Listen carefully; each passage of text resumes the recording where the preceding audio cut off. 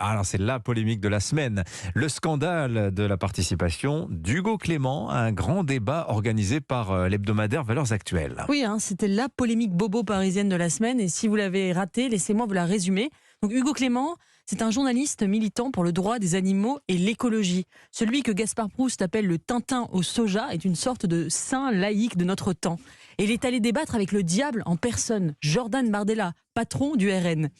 Alors là, tollé immédiat de la presse progressiste qui a vu une trahison intolérable. C'est un peu comme si Jeanne d'Arc était allée prendre le thé chez l'évêque Cochon ou Jean-Luc Mélenchon l'apéro avec la Bravem. Alors Libération le dit, non Hugo Clément, ce n'est pas en allant chez Valeurs Actuelles qu'on parle aux électeurs du RN. Mediapart va encore plus loin. Lutter pour le climat est inhérent au combat contre l'extrême droite. Qu'est-ce que ça dit selon vous de la mentalité qui anime le débat public, Eugénie ? Alors Hugo Clément, il faut le reconnaître, a tenu bon malgré les invectives. Je le cite, il a dit « Qu'on le veuille ou non, Marine Le Pen a recueilli 41% des voix lors de la dernière présidentielle. Ne pas leur parler n'est pas une option envisageable. Mais pour une certaine gauche, dialoguer, c'est déjà collaborer. Il ne faudrait s'adresser qu'à un public acquis d'avance. C'est une nouvelle manifestation, je crois, d'un sectarisme très profond, mais aussi du deux poids deux mesures qui régit notre système médiatique. En effet, comme Laetitia Strauch-Bonnard de l'Express l'a fait remarquer, je la cite, « Si quelqu'un allait parler d'écologie à la fête de l'humanité, l'accuserait-on de cautionner les millions de morts du communisme ?»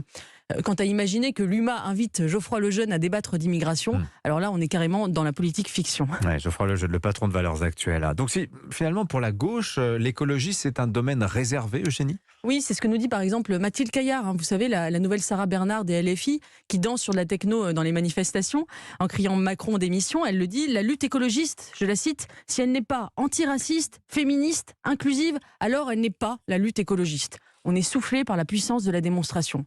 Cette jeunesse radicale chic, qui veut la décroissance, la retraite à 60 ans et le cul de la crémière, ne jure que par l'écologie politique. Politique signifiant ici de gauche, bien sûr. En voulant faire de l'écologie un sujet transpartisan, Hugo Clément a brisé ce monopole institutionnel, cette OPA menée depuis plus de 30 ans. Comme les Verts avaient réussi à nous faire croire que le nucléaire était mauvais pour l'environnement, ils ont réussi à installer l'idée dans le débat public qu'on ne pouvait être écolo qu'en étant anticapitaliste et progressiste. C'est pas le cas, Eugénie ? Alors, bien sûr, l'hyperconsumérisme et le capitalisme hédoniste abîment la nature. Mais il faudrait peut-être aussi leur rappeler l'état de la mer d'Aral après 70 ans de communisme. Elle a tout simplement disparu. C'est la plus grande catastrophe écologiste du XXe siècle et le capitalisme n'y est pour rien. Non seulement l'écologie n'est pas forcément de gauche, mais elle est même, je crois, conservatrice par essence. La préservation de la beauté, le sens des limites, la prudence, le foyer, oikos en grec, qui a donné écologie, ne sont pas des valeurs particulièrement progressistes. Vous n'avez pas le monopole du cœur, disait Giscard à Mitterrand. La sentence mériterait d'être renouvelée. Vous n'avez pas non plus, chers amis de gauche, le monopole du verre. Signature, Eugénie Bastier, décidément en très grande forme ce vendredi. Merci beaucoup, Eugénie.